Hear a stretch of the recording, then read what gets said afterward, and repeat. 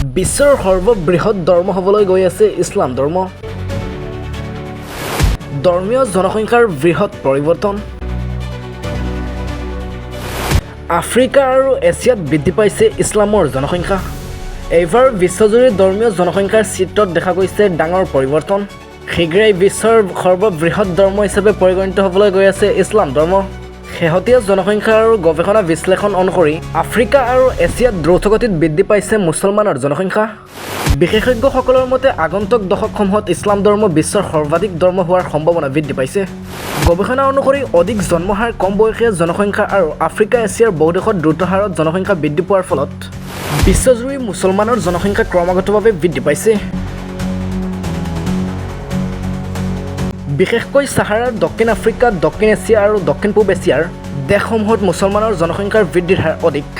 গৱেষকসকলে কয় যে এই পৰিৱৰ্তনে বিশ্বৰ সামাজিক, অৰ্থনৈতিক আৰু সাংস্কৃতিক ক্ষেত্ৰতো এক নতুন প্ৰভাৱ পেলাব পাৰে। বিশেষজ্ঞসকলে অৱশ্যে স্পষ্ট কৰিছে যে ধৰ্মীয় জনসংখ্যাৰ এই পৰিৱৰ্তনৰ মূলতঃ জনসংখ্যাগত ধাৰা আৰু জন্মৰ হাৰৰ ফল।